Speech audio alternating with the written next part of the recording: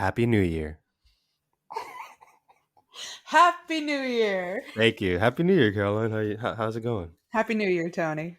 We are officially, as of this release, in 2023. That's right. Of course, we're recording a little bit ahead of time, but this will come out in the new year. Mm-hmm. So we want to wish all the listeners a Happy New Year. I want to wish you, Caroline, a Happy New Year. And you want to talk about that, or we'll just move on to James Cameron's gift to us? No, I think this year has been pretty, despite all its ups and downs, we've covered some pretty great stuff. All the movies and shows and everything that we've done. It's been a good year for Elbow Nudge. I And, think so too. you know, Tony, Happy New Year. It was a good couple of last months. It has been, yeah. We'll And, connect it to this movie because this is what I want to talk about first before we get into the movie. And we mm-hmm, will, I promise. mm-hmm. I want to talk about leading up to the movie Yeah. because this was our first time going to the theaters together. That's true. Yeah. So that's a big one. Before we dive in further, this is episode 56. This is episode 56 of the Up on Nudge podcast. I'm Caroline. This is Tony. And today we're covering. Avatar: The Way of Water. That's right. It's like I've never done this before. I just wanted to start talking. Yeah. But don't worry, that's what I'm here for. All right. Back on what you were saying. Yeah, this was the first time we've gone to the movies together, despite however long we've known each other. Mm-hmm. And however long we've been doing this. Yeah. And however long we went from acquaintances to friends and that all took a that long jazz. time. It did. It did. But we saw this movie together in the theater with your Bunch and Crunch. I'm glad you brought it up. I hope everyone's on the Bunch of Crunch train now. I am officially on the Bunch and Crunch train. You gave me some during the trailers, I think, and I spent that whole 3 hours and 24 minutes distracted. Thinking, is it too rude for me to ask him for more Bunch and Crunch? I gave you a bit more, but once the movie started, I thought, all right, no more distractions. Yeah. Right? Yeah. I don't think I offered any more snacks. At all, after yeah. the movie In started. the beginning, you were stuffing me with Twizzlers and Bunch and Crunch, and then once the movie started, silence. I had to make sure everyone was loaded up. Yeah. I don't think Josh took any Bunch of Crunch. No, I don't think he did either, but we have more opportunities in the future. But I offered. You did. That's what the important thing is. You offered. Josh probably snuck in his cherry candies somehow, because he always does. I didn't see what he was eating. He has a way of sneaking in those cherry candies that I never notice until we sit down and he pulls them out. And I'm like, where did you get those? I had a very good setup. I don't know if you caught me, but I was just like pulling out Twizzlers from my jacket. You without had having to a look. really impressive setup. You had your Bunch and Crunch in one pocket, your Twizzlers in the other. You were pulling it out. Just. Yeah. That's always my go-to candies, by the way. If anybody wants to know, the Twizzlers is for long-lasting food entertainment, and then the Bunch of Crunch is like for your quick burst of energy that you need. Your quick pop of sugar and chocolate. Yeah, and I did need that during this movie. I'm sorry, James, but this was a long film. It also doesn't help that, to be fair to Mr. Cameron, it was a long day for us. We got up early. We never really had a point of respite. We were kind of on the go that day. And then it was a great day overall. I wanted to mention that too. We went to church in the morning. Yeah, we did. We saw Yahweh in the morning. We saw Eywa in the evening. I was going to say we saw Yahweh in the morning. Was it Eywa? Or what did you say in the snack? I said Eywa in the theater.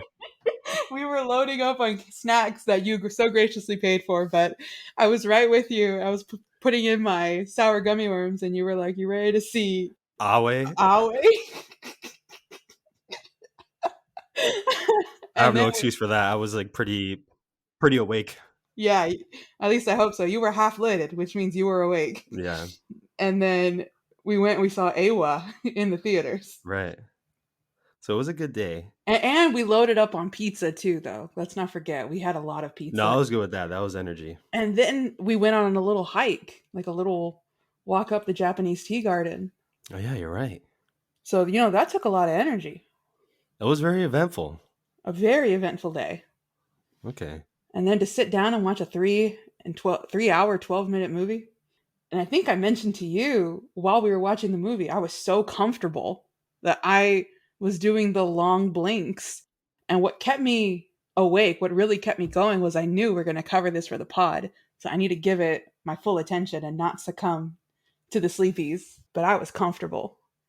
I think there was 3 different moments where I was fighting sleep. I was using the most of my ability to stay awake. Again, I'm sorry, James. I'm sorry, James. You ever Man, feel that feeling where you're is late at night, you're so close to falling asleep, for some reason you don't want to go to sleep. Maybe it like even when you're much younger at a sleepover, you don't want to go to sleep first, but you feel it in your face and your eyes that you're about to fall asleep and you're that fighting it and fighting it. that was me the whole time y'all were here. Wow, you're just gonna the whole time, not even during, not just a movie. Well, just I'm saying every night that y'all were here, I was like, I'm not going to sleep first. Oh, okay, I gotcha. I did not feel that. I went to sleep whenever I felt tired, for the record. But anyway, that's what I felt. I felt, that is when you're in that moment, you feel like it's impossible for me to stay awake right now. But if you can come out of that, it's like you have a burst of energy, like you never needed to sleep. That Yeah. happened to me 3 times in this movie. Wow. It was a very long movie. It was a very, I think in our Avatar episode, I hope I mentioned this, but if not, I'll reiterate that it is a long movie, but in the moment, it didn't feel long. When I was watching it, I was getting invested in the The first one. story. Yes, Avatar Okay. 1. Yeah, when I was watching it, there were parts that were a little slow when I think about it, but in the moment, I was absorbed and I was watching it. I was eager to know what happened and see everything. I knew what happened, but it was more of like I wanted to see how it would happen again because I hadn't seen it in so long. But for this movie, it felt long. The Way of Water felt really long. It felt long. It was too long. It took too long to tell a very simple story. And I'm not talking Yeah. like Avatar 1 simple. I'm talking kill Jake Sully. The end. Killed Jake Sully with a splash of Free Willy. And that's it. Yeah. So where do we start with this, Tone? Where do we, uh, you know, start this journey of talking about this film? Because, you were pretty excited about this. Yeah. You were on the hype train. I think I was the most excited, probably. I was trying to gauge everybody and their hype levels. Mm-hmm. I think the highest I heard was an 8 out of 10 excitement level. From who?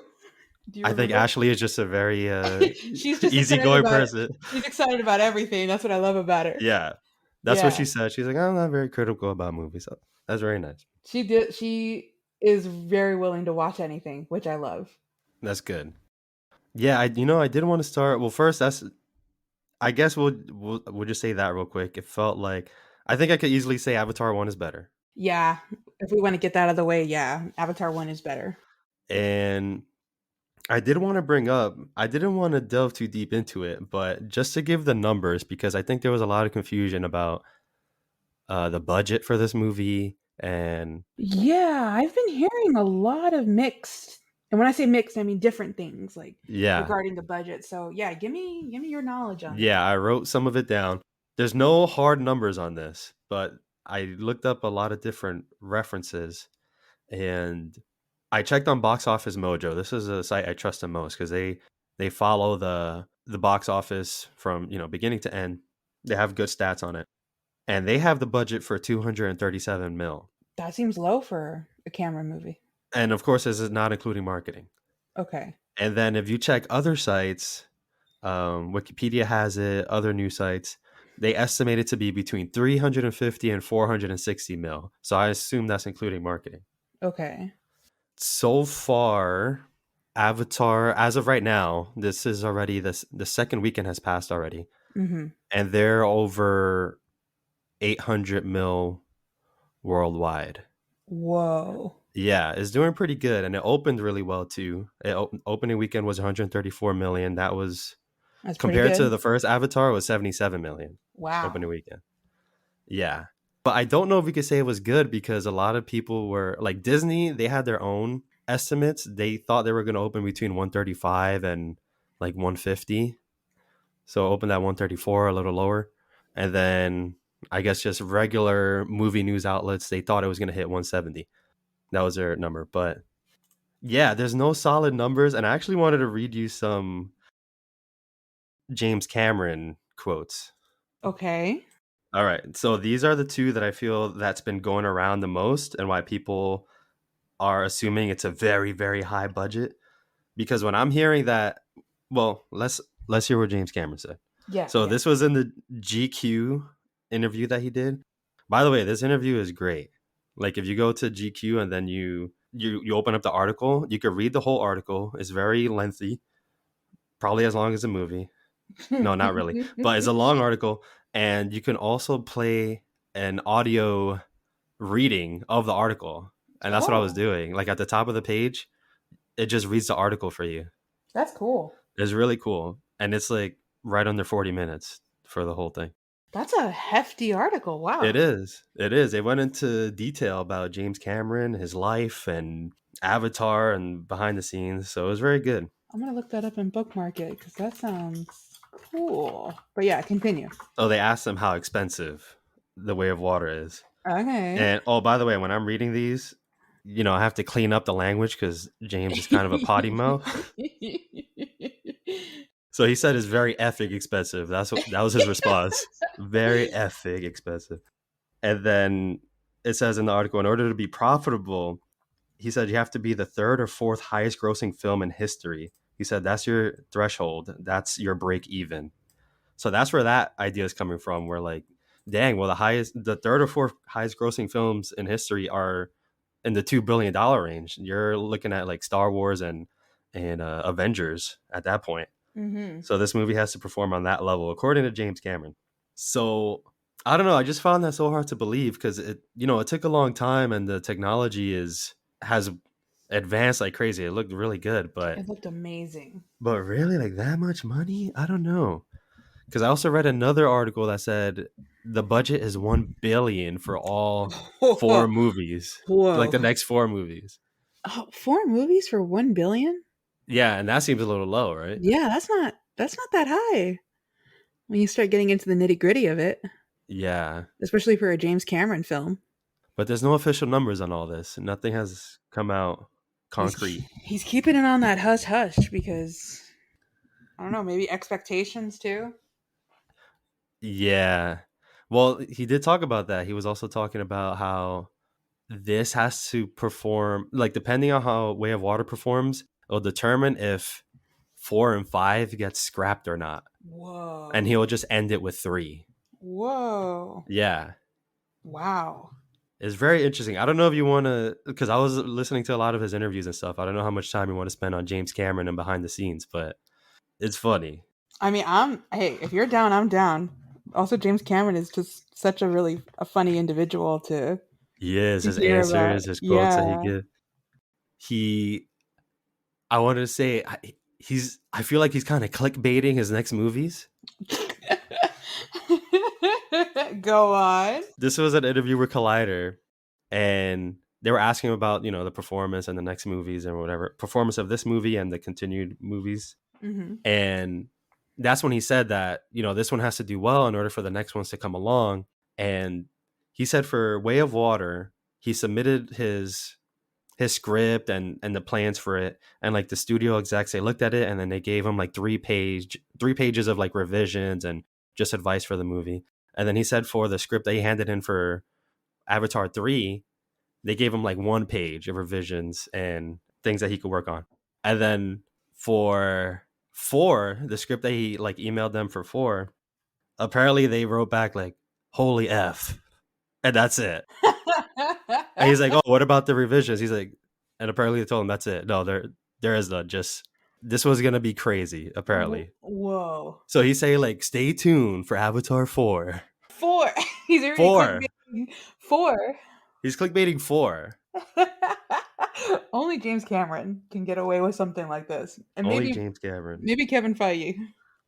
If Kevin Feige wanted to do this. All right, one last portion of this James Cameron segment of this podcast. I feel like that's what this is for. We're just here to talk about James Cameron. I need to read this to you because I found it hilarious. Okay. So they're talking about his other movies, and he said because he's done Terminator, he's done Aliens, and he said the idea for Terminator and Aliens and like the scenes that were in the movies, he said it came to him in a dream. Oh, just like this, Yeah, right? he dreamt about it. Yeah, just like this. He brings this up. So in the article it says Cameron has a rich dream life to this day. And then his quote, this is his quote. And again, I have to clean it up. He says, I have my own private streaming service that's better than any of that crap out there. And it runs every night for free.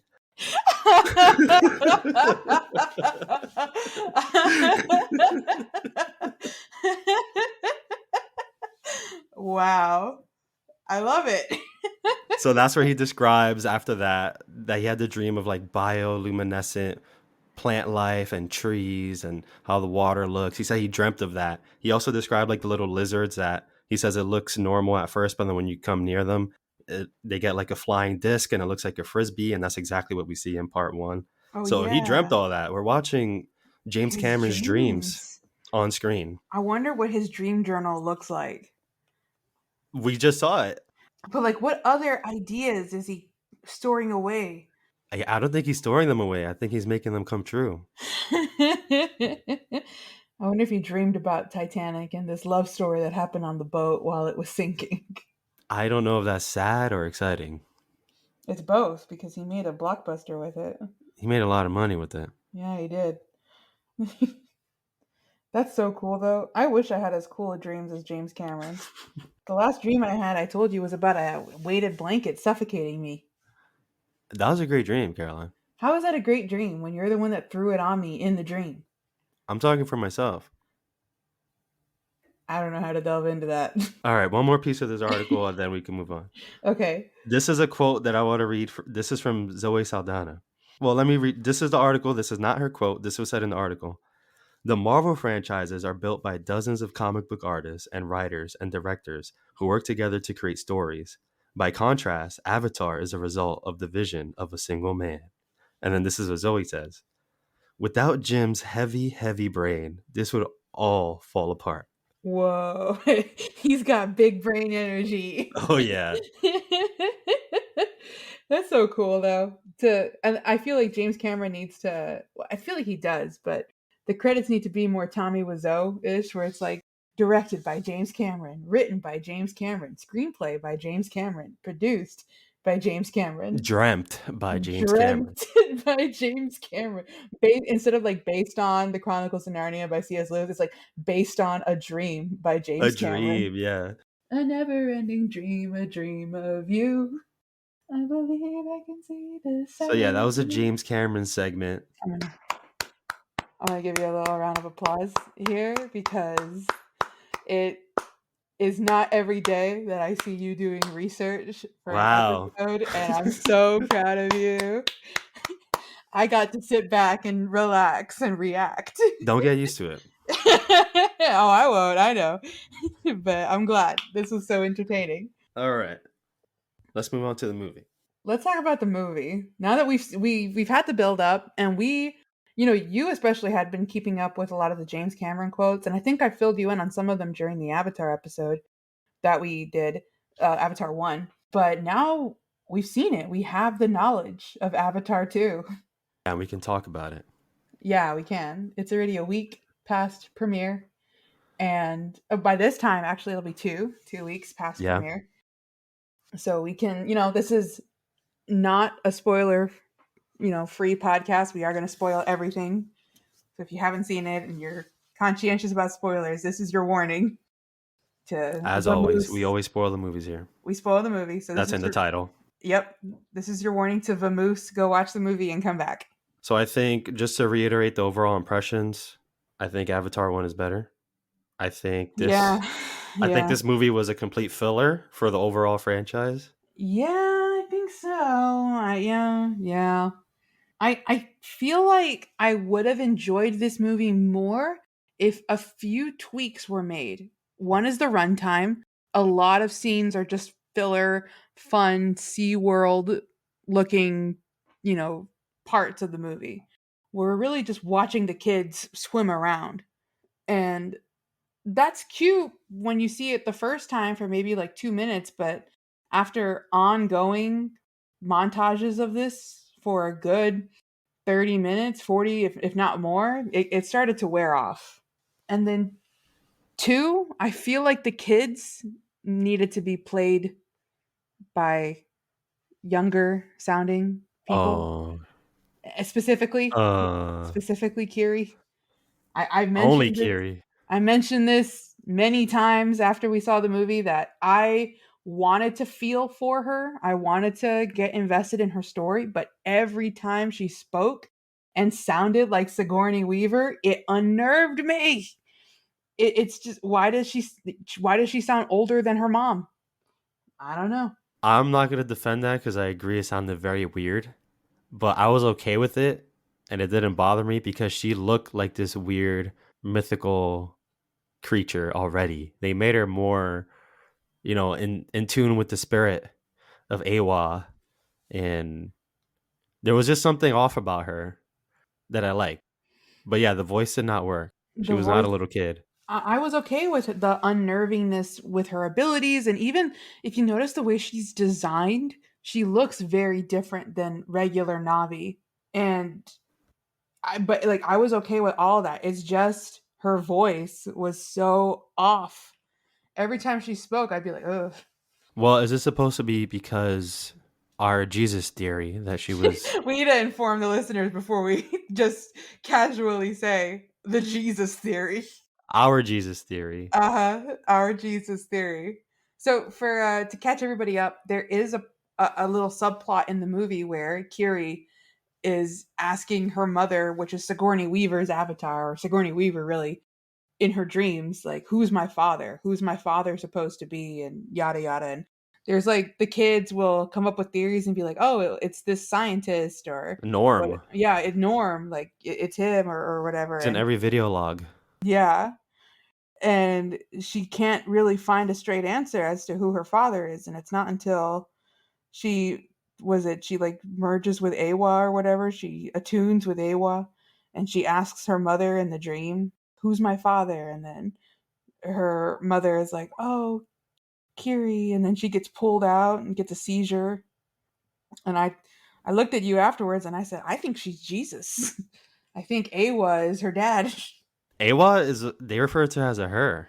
Yeah, yeah, but I'm saying like Eywa, like her father is But I think you're right. I think she's born of Awa. she's born of Eywa. I think she's born of the Virgin Grace through Awa. And now we have old lady sounding Kiri who can perform Yeah. miracles. Uh-huh. And control the creatures, the children of Eywa, the animals. I gotta say, all the jokes aside though, it's kind of interesting. But I think James is going for that. She's born of the spirit of Awa kind of thing. Absolutely. It all the clues are there and we were picking up on it instantly. I was like, I think she's Jesus. It's going to be interesting. It's going to be very interesting with this going forward. This feels like a seedling of much larger picture that's going to be told later in the later movies. That was my, like I said, I think this is a filler. It just feels like the filler. It definitely is because it's them moving out of the jungle and going to the. Oh, I wish I could remember the name of the water tribe. I do not remember. I'm just calling them the water tribe. The Water Tribe. Water tribe. Yeah, I got some questions for you, Caroline. Let's start with that. Oh So the no. first one you brought up, because there are some interesting things here that they just did not jump into. The the coolest part that they did not touch on at all, that I hope the rest of the series is about, is that Earth is dying. I looked it up, and this is about 14 or 15 years after the first Avatar, and humans are colonizing Pandora. They have begun. Yeah. And just with Full. that idea, Mm-hmm. there's a lot there. There's a lot that they can do about, treaties or working together or, starting the war, which is probably inevitably going to happen because that's the action. Yeah. But that's a really cool idea. And it just gets me thinking, what happened to Earth? Will the Navi accept humans? Can they live together in peace? All these questions. If Earth is dying the way they're saying, like full interstellar style, they're gonna have to. They're going to have to what? Live in peace? Yeah, well they're gonna have either way, like the humans are moving to Pandora. That's already without a doubt. Yeah, So they're invading yeah, Pandora. they are No invading. one's They're happy that they've colonized and they're erecting buildings and landing their ships and they on have Pandora. railroads, supply trains going already. Yeah. And so, it's already happening. And down the road, we're going to have to see some compromises. But what do you think about that? What do you think about the story, that plot in general, and would you want to see more of it, or is that just a background thing to forget about? I mean, that's not something. When I go and watch Avatar 2, I wasn't really looking forward to seeing more human characters. I wanted to see Jake swimming around, even though we did get a lot of that. And you got a lot of that. But I don't know. I didn't think that the story would take us in that direction, and if it did, I'm a little unsatisfied because you're right. This movie is pretty filler, and I would have liked to seen more of a, I don't know, like a genuine conversation of, hey, yeah, Earth is dying. We can't live there anymore. So how can we live here in peace? What can we do? And instead, we get this plot where it's like, Earth's dying. We're colonizing this planet, so we need to kill Jake Sully. Yeah, he's the biggest threat. He's the biggest threat to us, so we need to kill him. That's what we're dedicating this whole movie. The only thing we see on the human perspective is just we're going to kill Jake Sully. That's all we got. Whereas in the first movie, we were able to see and understand that there were some humans that were falling in love with Pandora and the culture and the climate, everything, and see the way the scientists work and the way that the business people work and the soldiers and yada yada. But in this movie, it's just that one general lady, and she's like, "We're gonna kill Jake Sully," and that's all we got. Yeah, didn't they just forget about her after a while? It kind of did, Or yeah. maybe I did. I don't remember her coming up again. I feel like she was in like half the movie, and then after the first half, we never saw her again. Half the movie is a lot of movie, Caroline. That's like a whole other That movie. that yeah, that is a whole She's movie. in a lot of movie. I mean, she's not in a lot of movie, but I mean, like we see her periodically, and then after the halfway point, we never see her again. The way I think of this is it's a great background movie. You know, you put it on the TV and don't pay attention to it, and then every once in a while you could glance up and see how nice it looks. And you won't be missing a lot by not giving it your full attention. No, it's weird. I'm still on board with Avatar. It's really nice to look at. Yeah, And then I think it does have potential. If the third one is another filler, then that's going to be a problem for me. that's gonna be rough. That's Yeah. gonna be really rough. I'll tell you what though, rather than spend, how long have we been going? 20, 30 minutes? I do want to mention some things that I liked about this film. All right, let's go. And I did harp on it a little bit, but I do like the kids. I like Loak and I like the older brother. Right. I don't want to butcher his name, Say it. but it's like Nateu. Okay. I don't, hang on. I don't want to butcher his name because I do like his character. I love the Nateum. That's what it is. Nateum and Atayam. Loak. Okay. Those two brothers won my heart in this movie. Just I love them so much. The older like brother, what that to me, I was crying. I don't know if you saw me next to you, but here's the big spoiler, everybody. This is your last warning. But when Tatum died, my heart broke because the movie establishes that he's the good boy. He's the one Yeah. that's always seeking to get and Natiri even tells Jake in the beginning, like, Nateum just wants your approval. He wants, your attention, and he just wants to please you. And you can see Jake is so hard on his two boys because he's under a lot of stress, to protect his family and protect the tribe. And then he's had to leave the tribe and all of that. But Nateum spends the whole movie just trying to be obedient and be a good boy. And also, he's constantly getting blamed or not blamed, but when Loak does something wrong, he gets in trouble for it too. And I had so much empathy for him. And then I love Loak. Loak, I feel like they're setting him up to be another Jake, especially when you look at the dynamic between him and Nateum, because just like Jake lost his older brother, but he was the troublemaker, and his brother was the soldier who was going along with Pandora and stuff like that. And I knew from the beginning when I saw Loak being the troublemaker and Natam being the good boy, I was like, oh, they're gonna kill Natam, aren't they? They're gonna kill him. I feel it. They're gonna do a cinematic poetry or poetic cinema. That's good intuition. I didn't think anyone would die in this movie. That's what I felt. I really felt when they already started showing the dynamic between the two brothers, I was like, ah, they're gonna kill Natam. I just know it. They're gonna kill Natam, and Wow. that broke my heart. That was such a sad scene. That the whole movie, I had forgotten about how long I had been sitting there, or the pros and the cons, or whatever, because the raw emotion from Zoe Saldana playing Natiri is so palpable and so good that Yeah, she's good at she's being really sad. yeah, she is.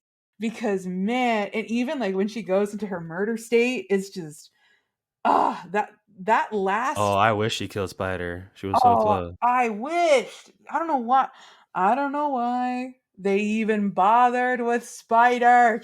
I don't know why. That just seems like Kylo Ren's scar and his helmet. Like that's what that feels like. Spider feels like that. Like it's been a long time since the first movie or whatever, but like somebody didn't watch the first movie and they just wanted to throw this in there.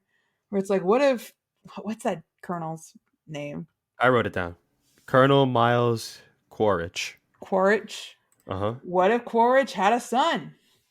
Yeah, that's when I was getting a little bit like, this one is this person's daughter. This one is this person's son. This one is this It person's feels son. like how a lot of fandoms when they've been around for a while and like that's what it devolves into because I feel like that's what a lot of popular shows from when I was a kid are now, like Naruto, Avatar: The Last Airbender, and there's another Star Wars, you know, where it's like now that we've been around for a minute and we have this next generation, who is so and so's kid, who's so and so's kid, and Yeah.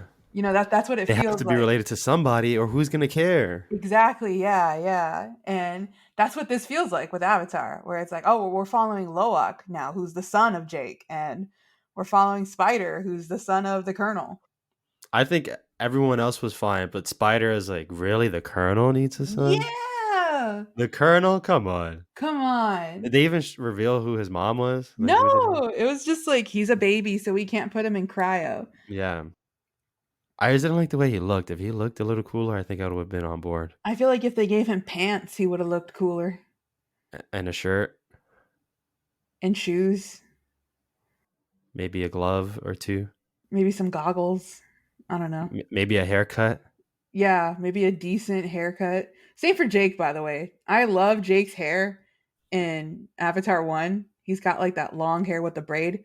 And in this one, he's sporting those, like a mane, so to speak. Yeah, the And dreadlocks. I wanted to just shave his head or comb it. Just get a brush through that thing, Neytiri. Not everyone agrees with you, Caroline. uh...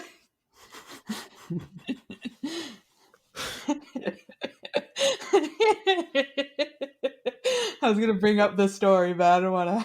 I don't want to expose you know who like that. Yeah, let's keep going. I'm just saying, if you're tall, you can look like anything, pretty much. You know, just as a side note, in that conversation, it was agreed that Avatar 1 Jake looks better than Avatar 2. Oh, I'm glad. Okay. Yeah, yeah. That wasn't a blanket statement for Jake. We agreed that Avatar 1 Jake is better looking. Okay. I'm glad we cleared that up. I was not digging his hair in this movie. But with Spider, I don't know. Also, I feel like he was played by like a I don't know why I thought he was played by a Sprouse twin. It took me a while to be like Whoa. that's not a Sprouse. Cole? What you doing? Dylan? Dylan. Wait, who's the one that's been acting the most? It's Dylan, right? I think it's Cole. Wait. He's been on those Netflix movies. But Cole's in he's Jughead in that show Riverdale. I can't tell the difference anymore. I just know that. Cole was Cody and his brother was Zach. Wait, let's see. Who's been in the Netflix movies? Oh, okay, okay. I think it is Dylan that you're talking about. Okay. Yeah, Wait, so that's they've both been acting still? yeah, they're both acting. I can't tell them apart. Really? Yeah, It's I so can't. easy to tell them apart. Not now. When they were Yeah, Zach and Cody, I was able to tell them apart. I can tell them apart. But then again, I'm a twin. I have that just innate skill despite not being identical. Right. If I see them together, I could tell them apart. If I just see one, I won't know who it is. Nah, I can tell. One dresses cool, the other one dresses preppy. One has a square looking head, and that's Yeah, Dylan. that's Zach. Yes. Dylan. Yeah. Yes. Yeah. That's how I'm able to tell them apart. Okay. But for a while, I thought he was a Sprouse, and he's not a Sprouse. No, he's too young. Yeah, he is. But where is he? He's not even like an actor. Like he doesn't even have a Wikipedia page. He's a newbie. Oh, this is his first outing. Yeah. I just didn't dig the whole Tarzan thing. Yeah. I don't know. I just a lot of the a lot of his plot, I don't know. I feel like if this was better planned, you could have put him in the first movie, even if he was a baby. You know, you could have still planted the seed there rather than bring him out here and be like, wait, where were you? Would that help you like him more? Maybe, yeah, because I just, I'm a little unsatisfied that he's just kind of thrown into this movie. He doesn't feel thrown in. He just feels out of place to me. They establish him pretty well. And you spend a lot of time with him. I do like the development that he gives Quaritch. I hope I'm saying that name right. But yeah, I do like the development that he's used for because it was a great scene where Natiri has him by the knife. And we actually do see him soften Quaritch, where Quaritch is like ready to murder. Yeah. That was, He's like, I don't care about that kid. and then when it's just, that was a really good scene. And even the whole him caring about him. The only thing is like, Spider, why did you save him? Come on, man. We're finally gonna be rid of this dude. Oh, yeah. Okay, yeah, that's what I want to say about that. I thought nobody was dying in this movie, like I told you. Uh But huh. then, we lost Nateum and but then when the colonel got choked out, I was still thinking, wait, this could be his death, but he didn't get stabbed or anything. So it's Yeah, if he's still not, possible. if he's not stabbed or shot, he's not dead. And this is in the Disney world now. So it's even possible that he could survive after he's been stabbed and shot. People could get sliced in half now and still survive. This isn't Star Wars, Tony. All right. But anyway, I did not expect him to get saved. Once he hit the bottom of the sea, I thought, okay, Mm-hmm. maybe he's really gone. But I think it's fine that he's alive only because I think he's going to be the Darth Vader of this Avatar universe. He's going to be the Oh, reoccurring villain. Because who else can it be besides an angry military guy? that angry military lady. Well, it's got to be some angry military person. Yeah. It might as well be him. I mean, they're obviously planning some sort of redemption for him with Spider, right? Like that's where I think this is going. A redemption? I don't know. I feel like that's where they're going with this. I think he's going to change Spider's heart Oof. to We'll see. join America. America. By the way, I forgot to bring up, but during our watching experience, Uh-huh. I want to mention how, Carl found this to be a very short movie. Uh-huh. Do you want to inform everybody as to why? I mean, it's a very short movie when you watch the first 20 minutes, fall asleep, and then wake up for the last 20 minutes. You know what's also kind of like interesting is that he didn't really miss out on much. Really? Why do you think that? I feel like if that, we were talking and Carl was kind of keeping up with the conversation. Like, he saw the setup, he saw the first 20 minutes. He fell asleep and he woke up and he just saw them all fighting and he was like, "Oh, okay. That's what's up." Every time he talks about the movie with me, he just mentions how he thinks Jake is cool with how he talks. He doesn't mention any scenes. And he just mentions he likes how Interior is shooting the bow and arrow, and that's pretty much it. He was like, "Oh yeah, she was dope. And I agree. She is dope. Yeah, it's true." I guess yeah, he did miss like them going to the water tribe and stuff like that. Like a lot of, and Yeah, even the good whale, the the goodwill. the, the Free Willy side story. It depends who you ask, Caroline, because he went against his own kind. The outcast whale. Yeah, they're the peaceful whales, and he went and attacked. He led people to their death, therefore he is a murderer. Yeah. Therefore he is outcasted. I also got to mention the highlight of the movie for me, the movie experience, which I forgot to mention at the top. But in this movie, somebody does say Jesus. And then Josh leads over and he says, God is canon.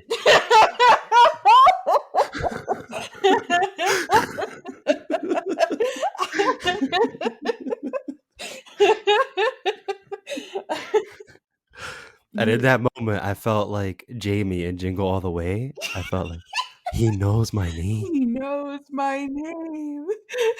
I understood that reference. The reference we're always making. Yeah. I really paused for that moment. I'm like, yeah. I said, yeah. Then I just kept thinking, wow, he knows. Josh, I know you're hearing this. Good on you. That was good. I'm glad Josh was bringing in the good references because Ashley was next to me Yeah, you guys were talking about Spider-Man. talking about other things.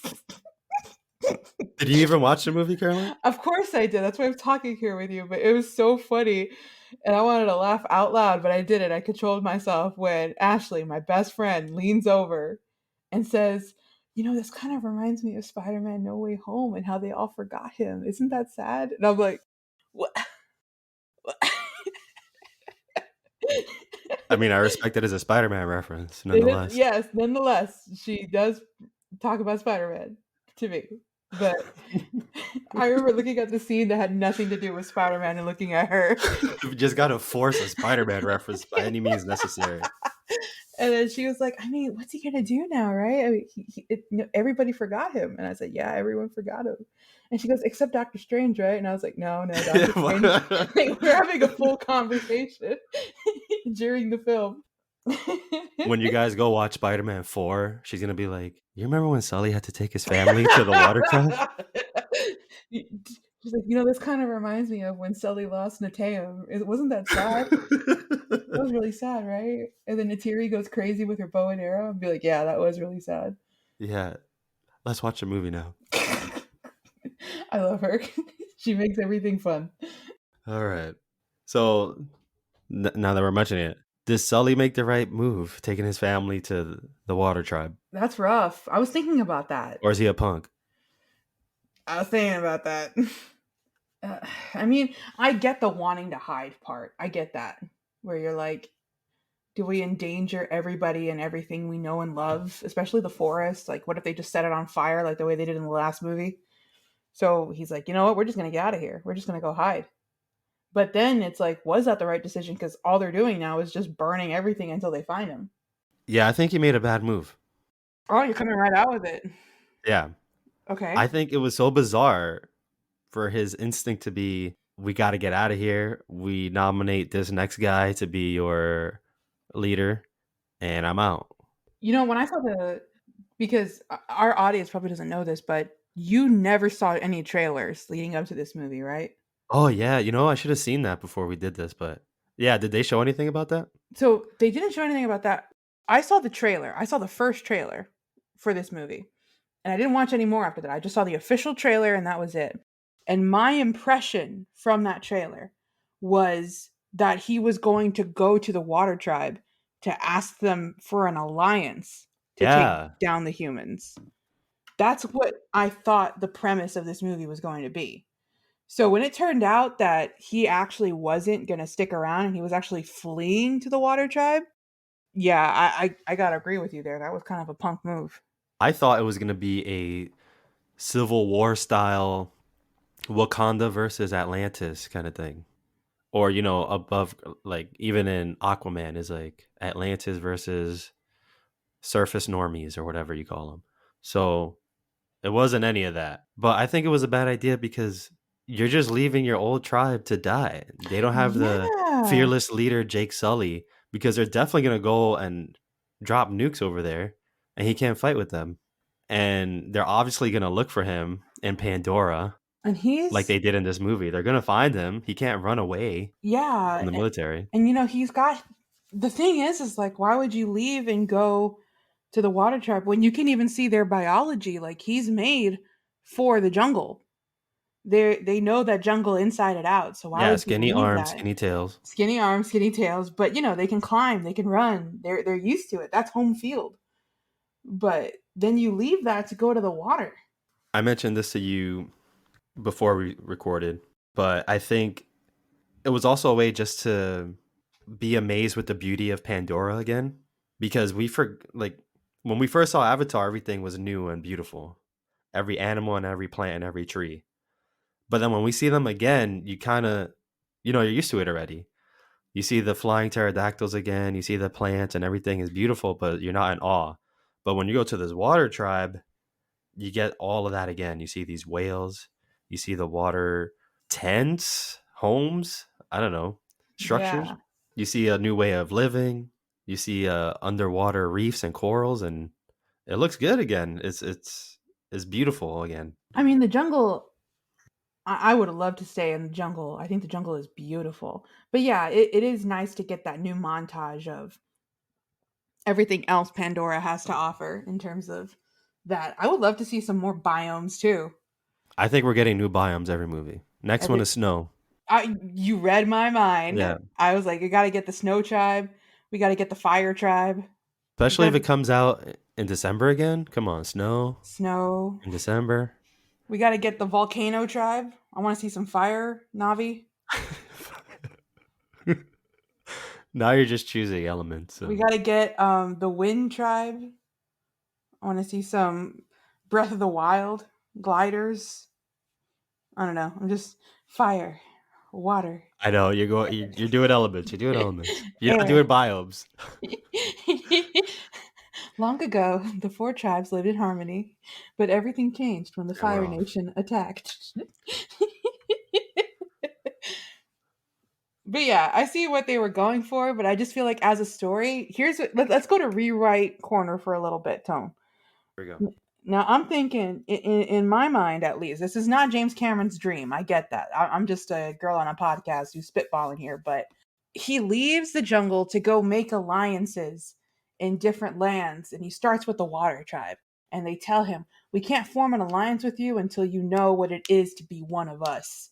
And so that's where we get the montage of the coral reefs, the whales, the Pokemon looking dolphin thingies that they ride on, and everything. Like that's where we get all that. And then once he and his family know what it means to be the water tribe, then they can go and fight with the jungle tribe, the humans. And that's where we find Quaritch and them waiting for them where the land meets the sea. And that's where we have our fight.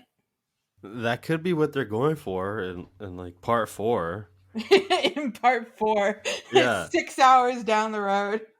Yeah. I mean, that really is what it feels like. Is like we're taking all this time and it doesn't even feel like building, but it's just like we're seeing things happen to some extent. And maybe in part four, yeah, you're gonna be fighting along the water tribe, jungle tribe, volcano tribe, all your wishes, Caroline. All of them will show Thank you. up. Thank you. And that's a good idea too. Yeah, recruit them. But I wish it was something that happened for this movie. Like, oh, they're invading. They've colonized this section of Pandora. We need to we need to stop them, slow them down. They don't know that it's going to be a slowdown thing, but for the franchise, it'll be like, yeah, we won the battle, but we still have to fight the war. And yeah, it would have been good if they realized we're outnumbered. They've come back with more people, more mechs. We need a bigger army, and then they go to the water tribe. I do like that idea, but I don't know, James. You tell us, what is this all about? You tell us, James. Should I buy tickets to Avatar 3? I mean, you probably will. I am, without a doubt. that's But should I? that's Texas Trip 3, Electric Boogaloo. Well, the next movie is in 2024. Oh, I don't know why I thought they were gonna come out year after year like the Hobbits. No, it's every 2 years. Wow, this is gonna take a while. It's gonna take a while, and that's why it's like, James, I've been supporting you, man. I was excited for this movie for you. Don't let us down, James. The subtitles, like the I don't know, the titles for the next two movies have already been revealed. Yeah, do you have them open? I do. What do you got? What's number three? Avatar 3 is Avatar the Seed Bearer. The Seed Bearer, huh? Yeah, So this is where we learn about Eywa. plant tribe. Is all plant tribe, isn't it? I assume, yeah, but the Okay. seed? I assume that that's like a tree thing. Oh, I thought seed as in birth. You know? It might be both. We'll see. What's the next one? What's four? The supposedly craziest one. That's the Tulkun Rider. What? The whale? Isn't that the whale? Yeah, We're gonna Tulkun. be riding whales again? We're going to be going back to the whales. Hold me like the river Jordan. It And always I comes back won't to the stay to whales. thee. You are my Do you have number friend. five? Was that No, announced? number 5 has not been announced, but the it's 4 words that are in the description towards the end, and it's pretty big. It's a pretty big spoiler. Really? Yeah. The death of Sully? No. The rise of Sully? No. Do you want me to say it? I want to guess it. Okay.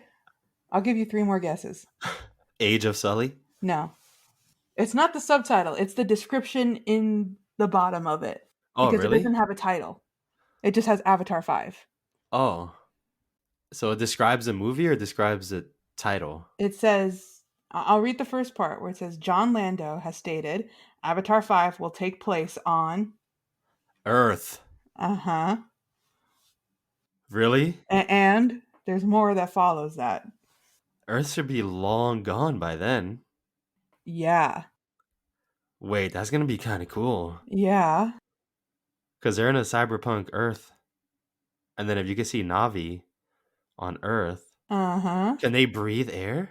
I don't know. Well, what does it say? Avatar 5 will take place on Earth with Neytiri visiting the planet. What?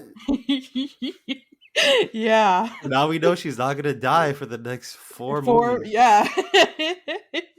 We can confirm Zoe Saldana is around forever. She has job security for Oh. the next Oh yeah. 6 years or whatever it is. Uh-huh. Man, that's a cool concept though. That's a really cool concept. Because we're on Pandora all the time. All right, James. I'm back in.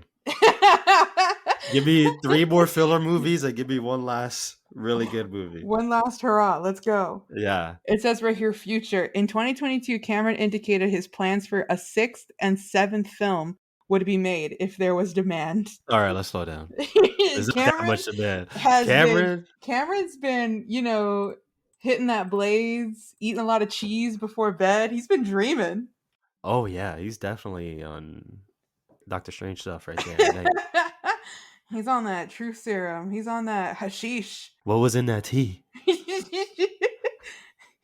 It's not truth serum. Man, I don't know. I don't know, Caroline. It's going to be a wild ride from here on. Because this movie, it was good. You know, it was good, but not great. You know what? There was a lot of seeds for some good stuff that I know we'll see in the future. Like the Tolkien like thing, that liquid that completely stops aging. Oh yeah, that was like a whole nother thing. Like That's going to definitely be its own thing in the future. That's crazy. And then yeah, we have like Navi Jesus. We have eerie. yeah, Kiri.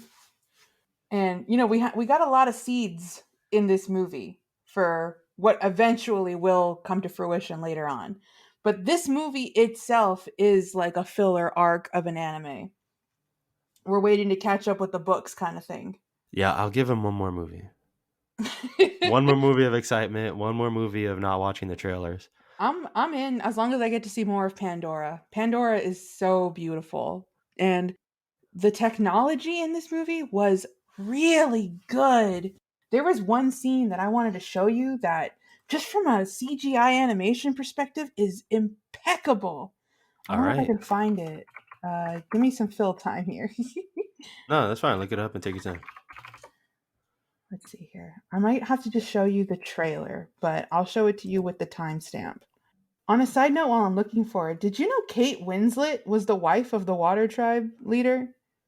Yeah, I only found out after I looked at the cast after after we got out the movie. I was today years old when I realized that was Kate Winslet. Kate Winslet and James Cameron teaming up again. Yet again, yeah. You had Sigourney and now Kate. She said, "What? It's called Way of Water." I'm in. I'm in. Am I gonna finally be able to save my husband? Cameron's like, Mm, this movie perhaps.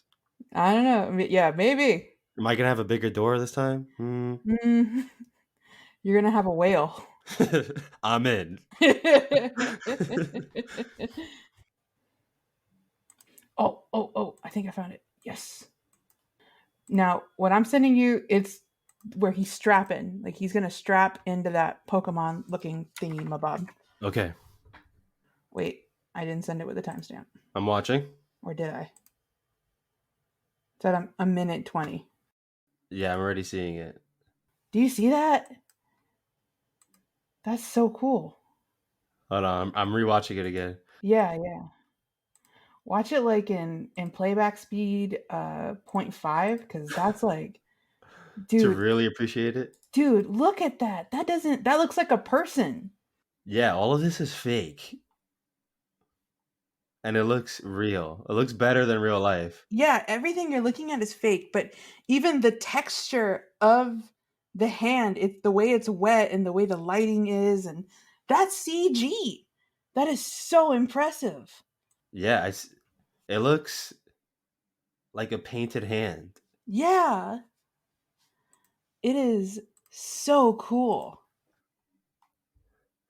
And that's just on its own. If this was a technical movie, like to be studied and to shown in to CG developers and CG artists, this is beautiful.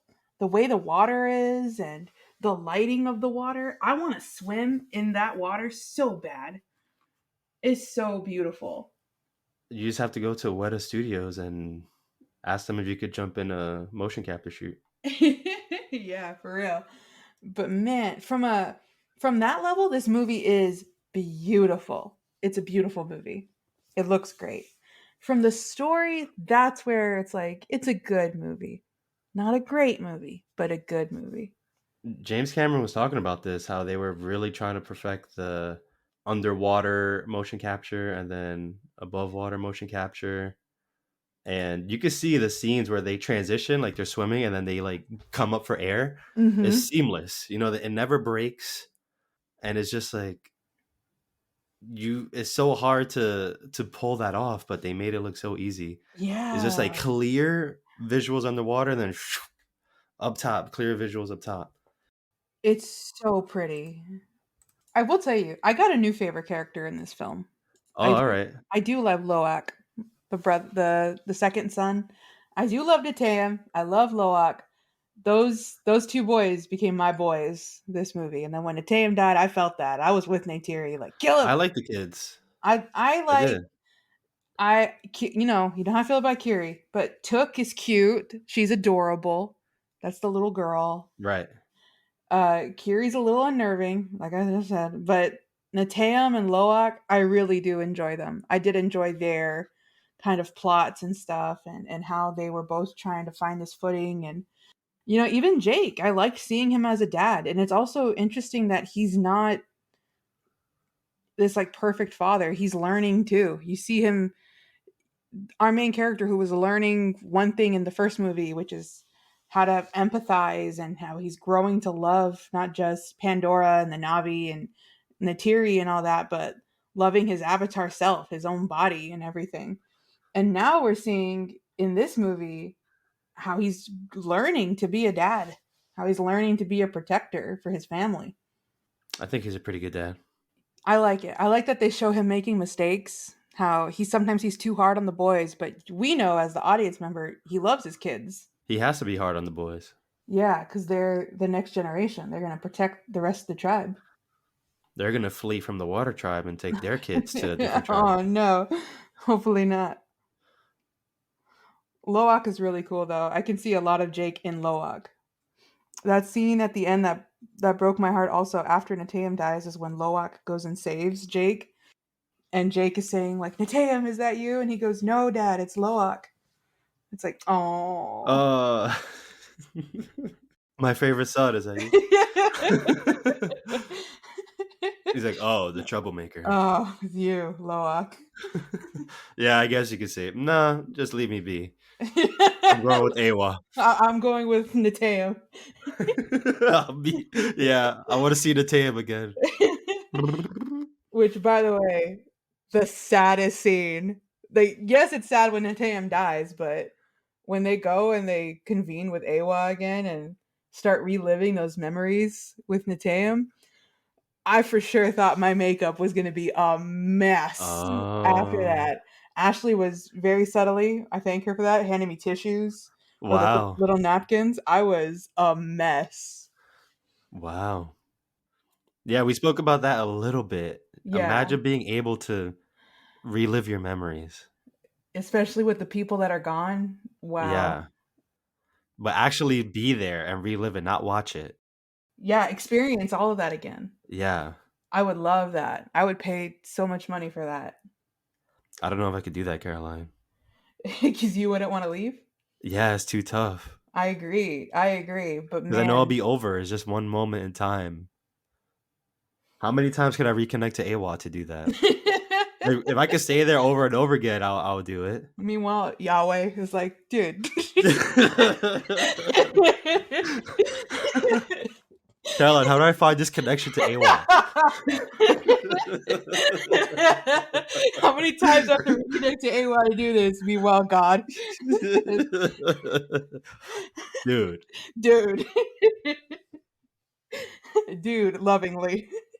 I'll be revisiting memories where I watch movies for the first time. I know. Vince, you would go back and watch Top Gun. I would. That Dark Star scene for the first time. Wait, but you can't watch it for the first time. But imagine, You'll be in the location, but you remember watching it. but you're also feeling those emotions from when you watched it the first time, right? No, but haven't your memories and experience already affected that? I feel like you're also experiencing the emotions from when you were in that moment. You think so? I think so. Because Sully was sad, and Nateyam even says like, "Why are you, why do you look so sad?" He's like, "I'm just happy to see you." That's so sad. But yeah, I think maybe it's just wishful thinking on my part, but I feel like if you were able to go back and relive your memories, isn't that part of it? Is you're re-feeling? Yes, your mind knows you've seen it before, but your heart is re-feeling those emotions. The wonder. Maybe I want to believe that, but for the like, if you're visiting your family again, yes, you're gonna feel that. But in this joke answer where I'm watching Top Gun Maverick again, I'm In gonna this know every line that's gonna be joke said already. answer. Uh-huh. In this joke answer. I'm using air quotes. Caroline, how do I connect to AWA? First, you have to believe that Kiri is your Lord and Savior. No, she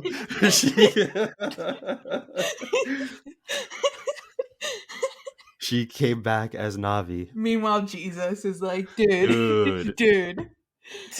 that's enough. I'm cutting off this joke from both of y'all. Yeah.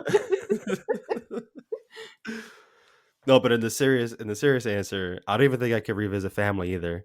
Because I made the joke where it's like, let's say I just want to go back to my childhood and we're just playing Yu-Gi-Oh or something. I'll Uh-huh. be like so sad thinking like, I used to do this every day.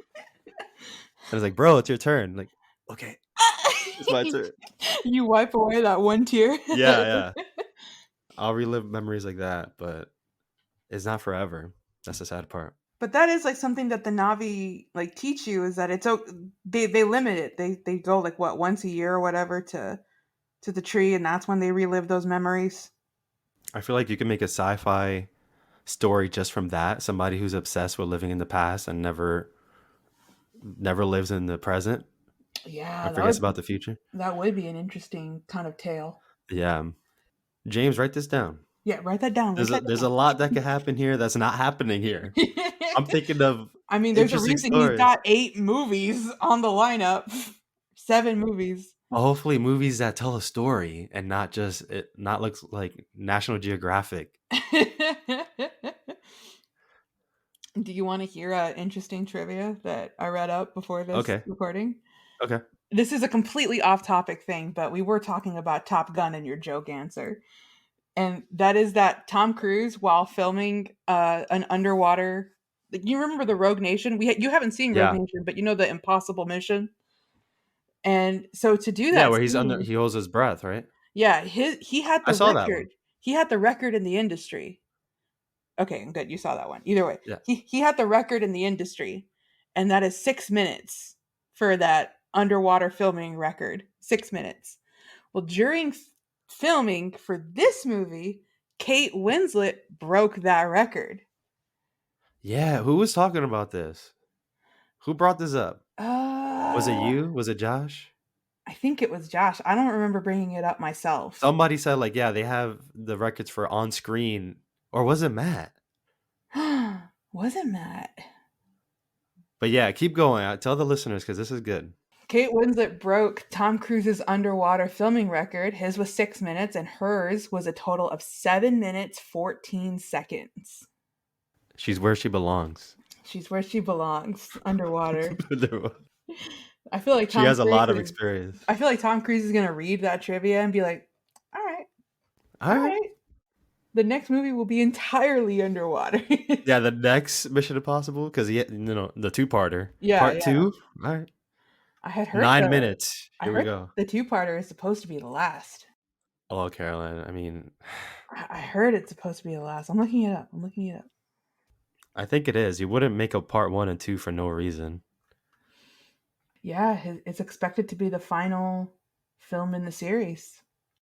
This isn't a Tom Cruise episode, but man, this is going to be exciting. I feel like every episode is a Tom Cruise episode every time we mention Top Gun Maverick. I'm just saying though, like Tom Cruise is at the height of his powers right now. Like he is riding a high. The height of his powers right now. Of all the Mission ways Impossible we is could going to have be phrased that. impossible to miss. You've been on a roll with these kind of with these kind of lines.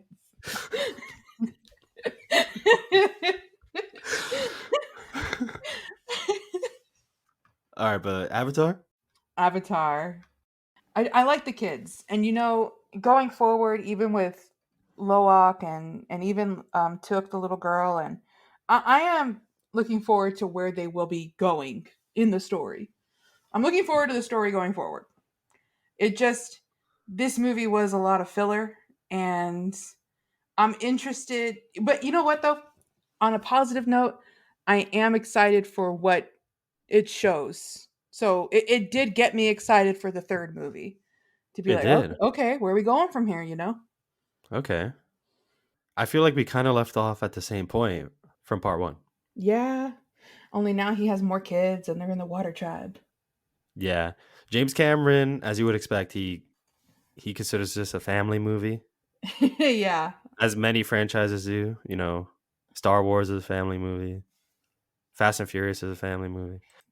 But anyways, this one actually holds true. I liked what he said about it. He says, I don't think he considers the Navi superheroes, but he made the comparison. He said these superheroes in their journeys, none of them have children.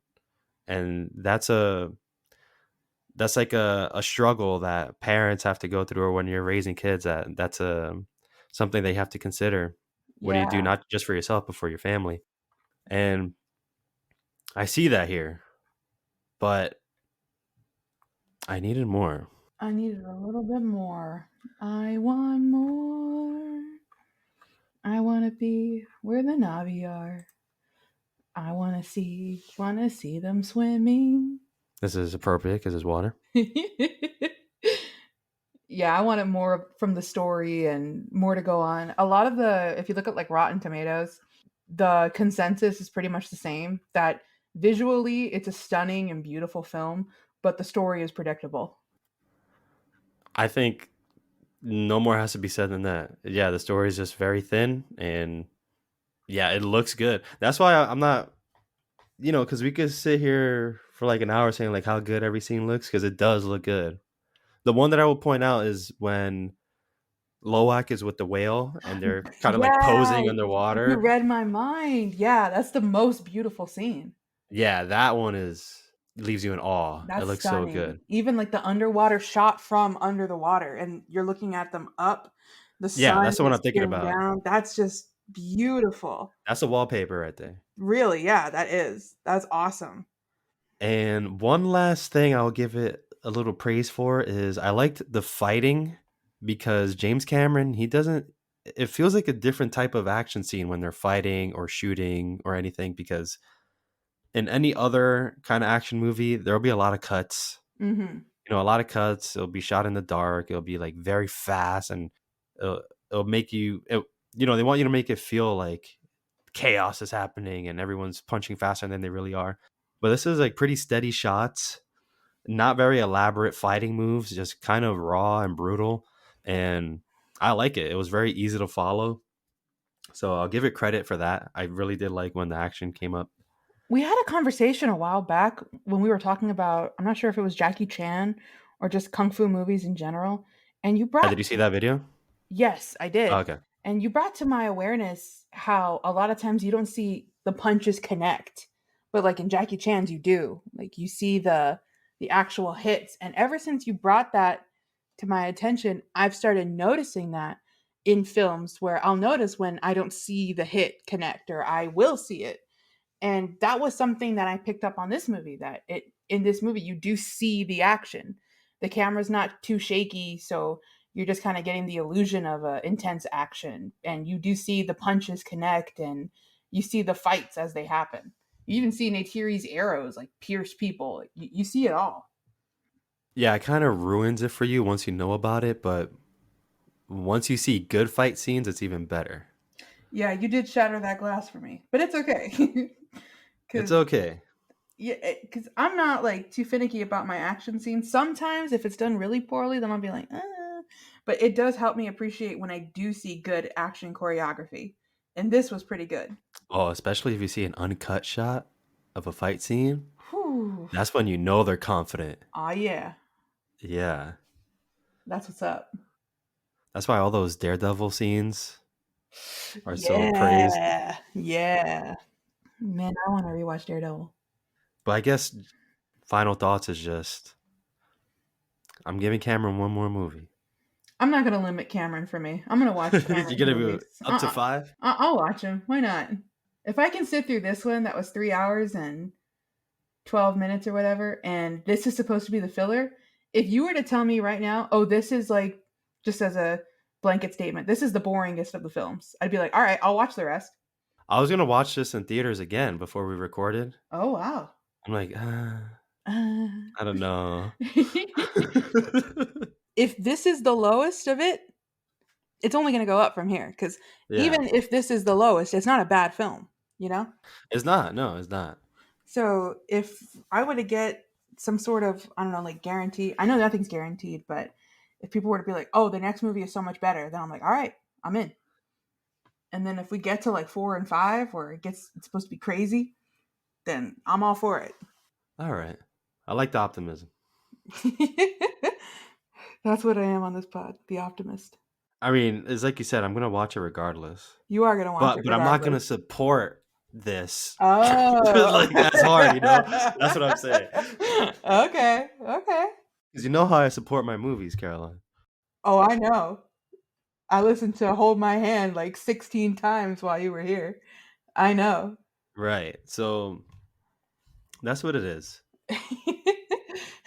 Is there anything we missed? Before we sign off, Tone, do you want to? I don't know. We did this last year. Do you want to tell anybody your New Year's resolution?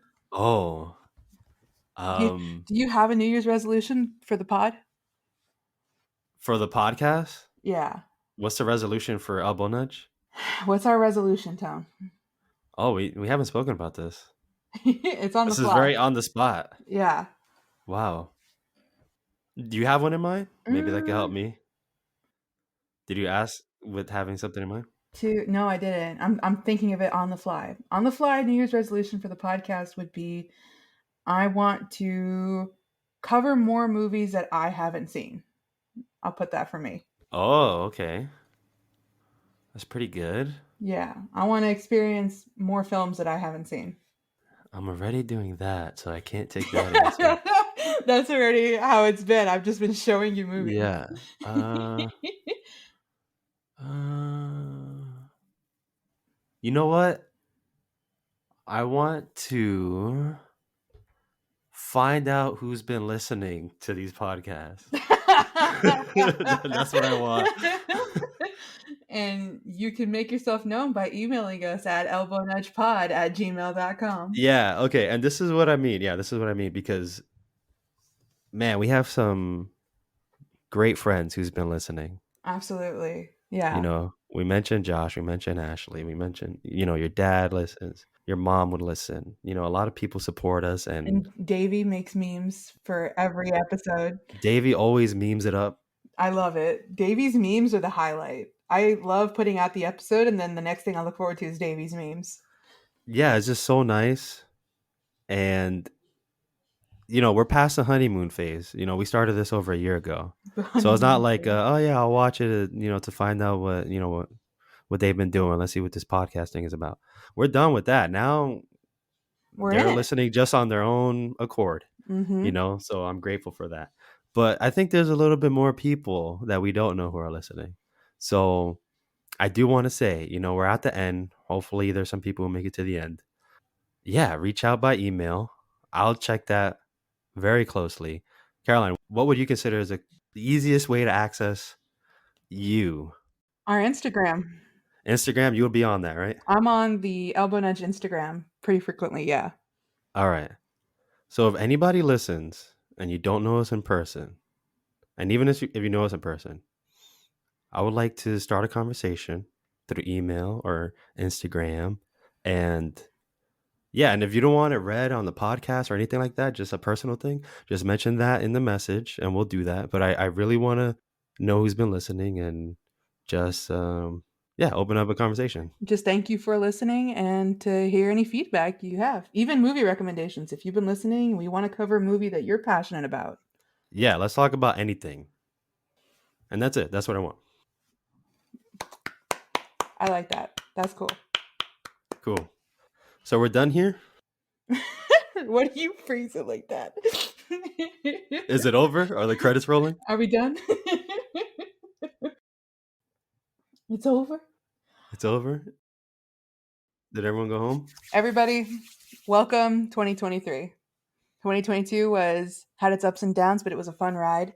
And I look forward to what 2023 will bring us. If you want to continue supporting the pod, following us, be sure to, if you're listening to us on your favorite podcasting platform, give us a follow. Maybe hit that bell icon for notifications for when we upload. If you're hearing us on YouTube, you know the drill. Like, comment, subscribe, hit that bell icon. And that's pretty much it.